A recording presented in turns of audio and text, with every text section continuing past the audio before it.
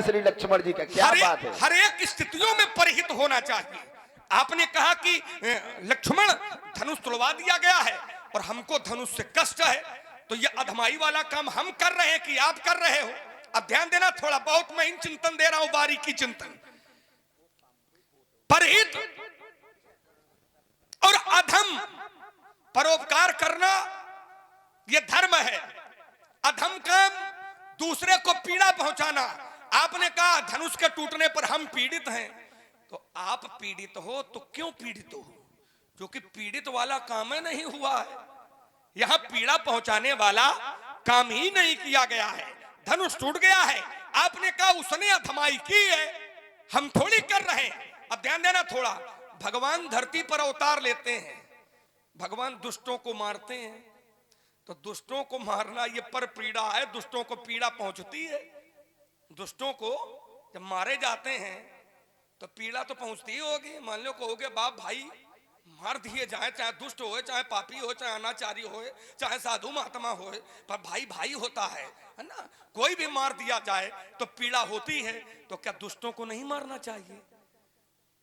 ध्यान देना, पीड़ा पहुंचाने में भी एक दिमाग लगाना चाहिए कि पीड़ा पहुंचाने में अगर किसी साधु महापुरुष को पीड़ा पहुंच रही हो तो वो काम नहीं करना चाहिए, लेकिन वही पीड़ा अगर पापियों को पहुंच रही हो तो वह काम जरूर करना चाहिए। पीड़ा अगर पापियों को पहुंच रही हो तो वह पीड़ा जरूर पहुंचानी चाहिए, लेकिन पीड़ा अगर साधु पुरुषों को पहुंच रही हो तो वह फिर पीड़ा पहुंचानी नहीं चाहिए। और धनुष के टूटने से साधु पुरुषों को पीड़ा नहीं पहुंची है, क्योंकि साधु पुरुषों के धनुष के टूटने से अगर पीड़ा पहुंचनी होती तो जिस समय धनुष तोड़ने वाला धनुष तोड़ने के लिए उठा था तो उसने सीधे प्रणाम किया था सबको और सभी महापुरुषों से आदेश मांगा था, गुरुपद बंदी सहित अनुरागा और अमुख मुनिन सन आयसु मांगा। धनुष तोड़ने वाले ने सबसे आदेश मांगा और जब आदेश मांगा तो धनुष फिर टूटा, और जब धनुष टूटा तो शास्त्र को प्रमाण देना पड़ गया कि प्रभु दो चाप खंड मही डारे, तो देख ही लोग सब भये सुखारे। लोग सुखारे हैं, दुखारे नहीं है। पीड़ा पहुंचाने में दुखारे लगता, लेकिन पीड़ा पहुंचाई नहीं गई है इसलिए सुखारे लगा है। तो आप अगर पीड़ित हो, आप अगर ऐसा लग रहा कि हमारे साथ गलत हुआ है, तो ये आपकी सोच ठीक नहीं है। इस सोच को ही बदलो महाराज, और जब बदल लोगे तो धनुष तोड़ने वाला तुमको अच्छा दिखाई पड़ेगा। एक छोटा सा बिंदु हो रहे और हमारे श्री दसाराम जी मास्टर साहब और श्री नृपत सिंह जी महान, इनकी ओर से 51 पुष्प मुद्राएं दोनों ही महान मूर्तियों के चरणों में सादर भेंट हैं। कौशल्या नेत्र चिकित्सालय जलालपुर रोड राठ आपकी सेवा में समर्पित है। डॉक्टर उपेंद्र राजपूत जी, जो कि नेत्रों की विशेष व्यवस्था उन्होंने राठ में कर दी है। आप सब लोगों को परेशान होने की आवश्यकता नहीं है। बहुत बहुत धन्यवाद, साधुवाद। आपको कोनो दिक्कत हो तो मिल लेना, है ना, तो दिखाई पड़ेगा धनुष तोड़ने वाला कौन है ना। तो आइए एक छोटा सा तर्क और है प्रवचन और वचन पर। आपने कहा सुन गुरु वचन, यहां पर भी तो वचन है, तो महाराज प्रवचन में भी वचन होता है, ऐसा को थोड़ी कि वचन नहीं होता है। हाँ, प्रवचन में भी वचन ही होता है, प्रवचन में वचन ही होता है। बिना वचन के क्या करेगा प्रवचन? तो ये जो प्रा है ये विशेषता लिए हुए है, और विशेषता क्या है? तो शास्त्र कहते हैं सत्यम बुर्यात, सत्य बोलो लेकिन प्रियम बुर्यात, प्रिय बोलो। अंतर्भाग्य ये है कि वचन तो बोल रहे हो लेकिन प्रिय नहीं बोल रहे हो, इसलिए ये प्रवचन का रूप नहीं लेगा, इसलिए ये वचन का रूप लेगा। और जो गुरु जी ने कहा था ये प्रवचन का वचन प्रवचन का रूप ले लेगा। क्यों? क्योंकि अति स्नेहमय वाणी, स्नेहमय, और जब स्नेहमय लगेगा तो गुरु का वचन भी प्रवचन बन जाएगा। और जब इनकी नाय को बोली तो प्रवचनों ते वचन पर उतरी आई, हाँ बोलिए। अच्छा, ये जो प्रा है ये प्रिय शब्द से जुड़ा हुआ है? विशेषता लिए हुए हैं। नहीं नहीं, ये इसको स्पष्ट किया जाए क्या प्रा जो है ये प्रिय शब्द से जुड़ा है? आप कर लो फिर बताएंगे। चलिए आइए हम इसको, ये प्रा प्रिय से नहीं जुड़ेगा, क्योंकि जब प्रिय से जुड़ेगा तो फिर प्रा नहीं रहेगा। अब थोड़ा सा व्याकरण देखते हैं। हिंदी साहित्य में 22 उपसर्ग हैं और 22 उपसर्गों में एक उपसर्ग प्रा भी है। तो प्रा प्रा के ही रूप में लगेगा, प्रिय के रूप में नहीं लगेगा। जब प्रिय लगेगा तो शब्द का पाठांतर हो जाएगा, बदल जाएगा, फिर वो उपसर्ग रहेगा ही नहीं। पढ़े लिखे लोग बैठे हैं उस स्तर तक पहुंचेंगे।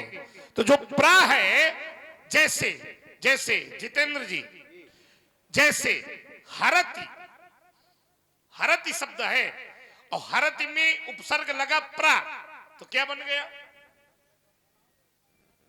प्रहरति बना। तो प्रा शब्द को प्रिय शब्द में नहीं परिणित किया जा सकता है। प्रा को केवल प्रा में ही रखेंगे।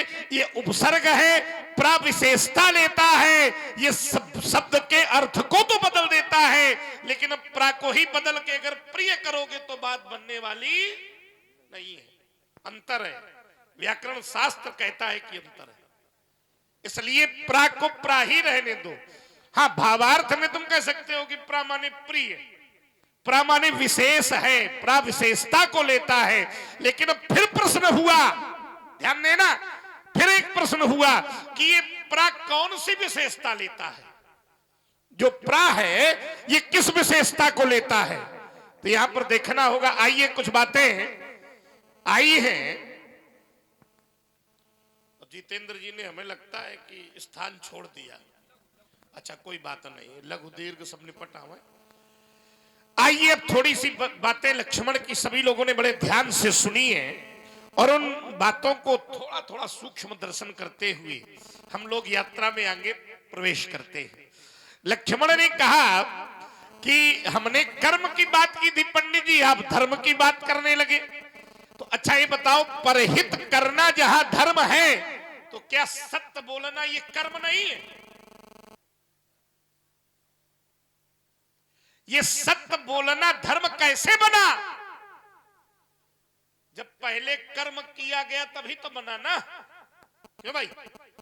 तो जैसे परहित करने पर वो धर्म बना, तो जब तक सत्य बोला नहीं जाएगा तो काहे का धर्म? जब पहले करना पड़ेगा तब भी तो ये धर्म बनेगा। तो यहां भी तो पहले कर्म ही है, इसको ऐसे कह के नहीं बचा जा सकता कि भाई वो कर्म है ये धर्म है। तो सत्य भी अगर धर्म बनेगा तो कर्म से बनेगा। पहली बात का उत्तर। सब विज्ञ लोग बैठे, ये अच्छी बात है, ज्यादा परिश्रम नहीं करना पड़ रहा, अपनी बात सीधे सीधे उतर रही है, यही संवाद का क्रम होना चाहिए। आइए जरा, इन्होंने कहा, अब देखिए एक बड़ी महीन बात कही, बोले सत्य ना भी बोला जाए तो वो धर्म है। कैसे? तो बोले किसी कन्या का विवाह हो रहा हो और उसके विवाह के लिए झूठ बोल दिया जाए तो वो असत्य भी धर्म के तुल्य होता है। आइए जरा सब विज्ञ लोग बैठे, ये कहां का प्रसंग है? भागवत का। ये भागवत का कहां का प्रसंग है? आइए मैं आपको बता रहा हूं। ये भागवत के 6वें स्कंद का प्रमाण है। कब? जब भगवान ने 52 रूप धारण किया था और बलि से 3 कदम पृथ्वी मांगी थी, उस समय शुक्राचार्य जी ने भागवत महापुराण में, ध्यान देना बहुत महीन चिंतन है और लक्ष्मण भी इस बात को ध्यान से सुने, तब शुक्राचार्य जी ने 3 प्रमाण दिए थे कि 3 जगह अगर वचन देने के बाद असत्य कहा जाए तो वहां पाप नहीं लगेगा। कौन कौन सा? स्त्री नर्म विवाहे चा, पहला। व्यर्थे प्राण संकटे, ये दूसरा। तीसरा हम छोड़ रहे हैं क्योंकि तीसरा तुमने छुआ नहीं है, इसलिए 2 ही हैं। पहला कौन सा? अगर किसी स्त्री का विवाह हो रहा हो और वहां वचन बदलना पड़े, असत्य बोलना पड़े तो बोलना चाहिए। अगर प्राण में संकट हो अपने तो भी असत्य बोलना चाहिए। तो क्या इस नियम को बलि ने माना था? तर्क यहां जो सिद्धांत दिया गया था जो सिद्धांत प्रतिपादित किया गया था, जिस सिद्धांत को जिस पात्र के सामने रखा गया था, क्या उस पात्र ने इस नियम को स्वीकारा था? क्या उसने अपने वचन बदले थे? क्या उसने भगवान को 3 कदम धरती दान नहीं दी थी?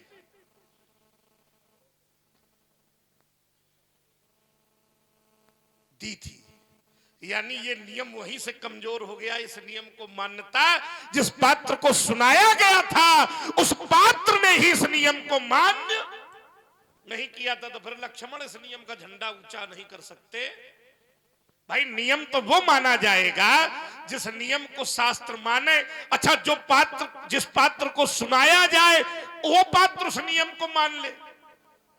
लेकिन भागवत में जिस पात्र को ये नियम सुनाया गया, उस पात्र ने ही उस गुरु आज्ञा का वचन इस नियम के अनुसार, तो क्या बताओ ये नियम होगा? ये मान्य होगा? नहीं होगा। इसलिए लक्ष्मण ये स्त्री विवाह